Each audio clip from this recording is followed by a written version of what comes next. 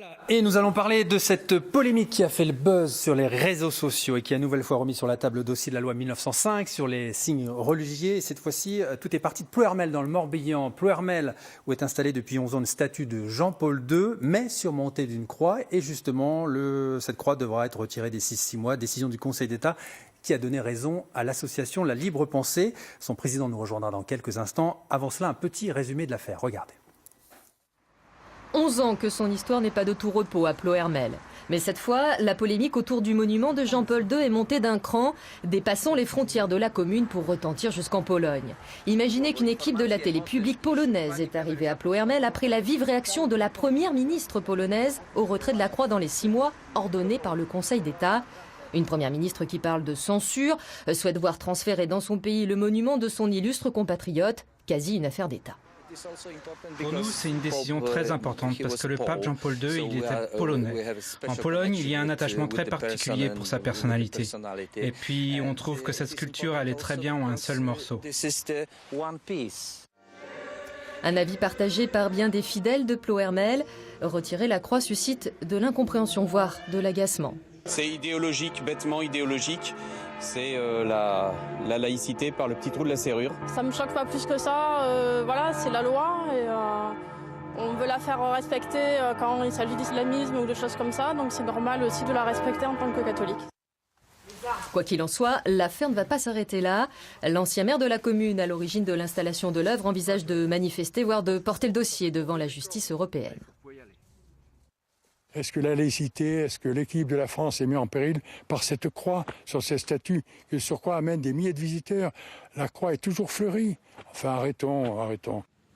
Trouver une échappatoire pourrait passer par une privatisation du lieu où se trouve le monument.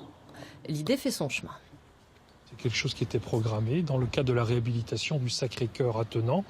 On pourrait envisager que cet espace sera compris dans cet aménagement privé de ce Sacré-Cœur environnant. La municipalité dispose de 6 mois et sera soucieuse d'apaiser les esprits et qui s'échauffent aussi sur les réseaux sociaux. Voilà, et nous accueillons pour débattre Jean-Sébastien Pierre. Bonjour, merci d'être avec nous. Vous êtes donc le président de la Fédération nationale de la libre pensée. On écoute un peu tout ce qui se passe autour de cette polémique. Certains disent, voilà, la France, c'est 1500 ans de christianisme. Est-ce que finalement, c'est pas normal que des symboles chrétiens soient présents dans l'espace public? Non? Eh bien, c'est clairement interdit par la loi de 1905, par son article 28. Donc vous êtes dans le formalisme, vous? La loi, rien que la loi. Oui, je suis dans le formalisme, si vous voulez. Mais c'est pour une bonne raison, c'est que cette loi, de mon point de vue, est une très bonne loi, qu'elle nous a assuré plus de 100 ans de paix religieuse, et qu'elle garantit à tout un chacun la liberté de conscience. Donc nous sommes effectivement des défenseurs. Je vous rappelle d'ailleurs que la libre pensée a été largement à l'origine de l'écriture et de l'adoption de la loi à travers des gens comme Ferdinand Buisson. Maël Le Galland, la loi 1905, c'est une bonne loi ou êtes-vous plutôt du côté de Jean-Pierre Raffarin qui cette semaine tweetait, voilà, c'est absurde de vouloir séparer Jean-Paul II de sa croix? D'abord, il faut rappeler ce que c'est que cette loi de 1905. C'est effectivement la loi qui a garanti la paix religieuse en France. Et qu'est-ce qu'elle dit?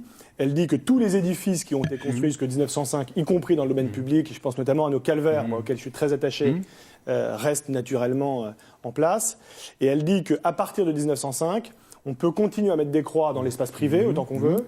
Et dans l'espace public, on peut en mettre sur les églises, on peut en mettre dans les cimetières et dans les musées, en quelque sorte. Donc voilà ce que dit cette loi. Ça, c'est pour tous ceux, comme le monsieur du Front National que vous avez cité tout à l'heure, qui allait expliquer qu'on allait retirer les croix de Verdun. Une fois qu'on a dit ça, moi, je suis favorable à ce que la loi soit respectée. Elle a été dite, cette loi, par le Conseil d'État, donc je pense qu'elle doit s'appliquer. Mais vous, le chrétien engagé, vous l'avez dit, je suis un chrétien, j'ai la foi chrétienne. Est-ce que vous êtes un peu heurté par ce... Oui, mais ensuite, pour vous répondre, donc moi, jusqu'au boutisme, on va dire. Je suis, moi, toujours pour que la loi soit respectée. Je rappelle aussi que le Conseil d'État a dit que les crèches étaient dans les espaces publics, étaient autorisées sous certaines conditions. Une fois que je dis ça, je voudrais ajouter qu'à chaque fois qu'on ravive une forme de sentiment anti-religieux, anti-chrétien, anti-catholique, comme le fait votre association, cher monsieur, non pas en l'espèce, mais au travers de toutes vos publications. On ravive cette espèce de guerre religieuse qui n'a pas fait de bien à la France. Alors c'est vous qui ravivez la guerre religieuse? Voyons. Je trouve c'est très habile d'essayer d'inverser d'inverser l'accusation, mais ce n'est qu'une figure de rhétorique. Je vous donnerai des exemples. Oui, tout à fait. Allez-y. Mais qui a ranimé le débat, sinon M. Ancelin, quand il a décidé, en toute connaissance de cause, parce qu'il connaît parfaitement l'article 28 de la loi de 1905, d'accepter cette croix, enfin, d'accepter la statue, en cachant par ailleurs à son conseil municipal qu'elle était surmontée d'une arche et d'une croix, parce que ça n'est jamais apparu dans aucun procès-verbal du conseil municipal, et donc la délibération en tant que telle, qui portait sur l'acceptation d'une statue, n'était pas attaquable. Mais est-ce qu'il n'y a pas deux poids, deux mesures aujourd'hui ? On va montrer une photo, c'est celle du Panthéon, qui est aujourd'hui un des lieux symboles de la République. Il y a une croix aujourd'hui au-dessus du Panthéon. Tout à fait. Et cette croix alors pourquoi on la laisse ? Parce que cette croix n'est juridiquement pas attaquable, en ce sens qu'elle date d'avant 1905. Ça, c'est la stricte application de la loi. Par contre, mon association réclame à la mairie de Paris, depuis des années, et nous, à chaque délégation à la mairie de Paris, nous le rappelons, la laïcisation du Panthéon. Maître Caland, proposition Nadine Morano cette semaine, d'inscrire aux côtés du principe de laïcité, le principe des racines chrétiennes pour la France. Moi, j'y suis pas favorable parce que autant je suis très attaché et très conscient que la France, elle a des racines historiques qui sont nimbées de christianisme pendant 1500 ans. Enfin, depuis le baptême de Clovis, on va pas refaire l'histoire. L'histoire du christianisme et l'histoire de la France sont intrinsèquement liées. Mais j'ai pas envie de partir dans cette direction. Le général de Gaulle, quand il a écrit notre Constitution en 58, a écrit qu'elle était laïque, démocratique et sociale. Il n'a pas parlé des racines chrétiennes de la France. Et je souhaite pas, moi, que tous les textes juridiques soient l'occasion de cette polémique. Ce que je voudrais dire juste d'un mot, c'est que si on veut éviter que ne se rallume la guerre religieuse en France, il faut éviter les provocations.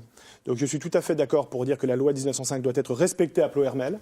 Et si ce terrain peut être déclassé et transformé en terrain privé, c'est tant mieux. Mais je voudrais dire aussi que, encore une fois, votre combat, cher monsieur, il serait peut-être plus sincère si vous n'attaquiez pas toutes les manifestations de la présence religieuse dans l'espace public, y compris quand elle est culturelle. Moi, j'ai vu sur votre site internet que vous étiez aussi contre la Vallée des Saints, qui a pourtant drainé dans le centre-Bretagne près de 600 000 visiteurs. J'ai vu que vous parliez de l'Église catholique comme d'une secte romaine. J'ai dit que... La réponse, il nous reste une minute avant la fin de ce débat. Pour finir d'un mot, que vous voulez, je cite, attaquer cette statue à coups de maillet. Donc je crois que tout ce qui... En gros, si Monsieur Pierre, vous êtes anticlérical et pas laïque. Ces dernières paroles sont strictement infos. Elles sont sur votre site internet que j'ai consulté tout à l'heure. C'était une plaisanterie de l'auteur qui suggérait à Tsereteli, le sculpteur, qu'on pouvait lui prêter un maillet et un... Il n'empêche, sur les réseaux sociaux, il y a eu un phénomène irruptif, le fameux hashtag montre ta croix. Est-ce que ça vous a surpris, ce phénomène ? On a vu beaucoup de personnes afficher, on va dire, leur foi chrétienne. Non, ça veut dire que le sentiment religieux est encore très présent en France. C'est vraiment très difficile de juger du sentiment religieux à partir d'un phénomène comme les tweets sur Internet. Tout le monde les fait comme il veut. Et j'ai eu la curiosité, bien entendu, de les voir et de les regarder. Et je me suis aperçu que la totalité des figures qui sont postées par les hashtaggeurs qui ont contribué... Antérieures à la loi de 1905. Sont antérieures à la loi de 1905, dont ne sont strictement pas en cause dans cette affaire-là. Et merci. Ils essayent de faire croire que nous voulons démolir toutes les croix de...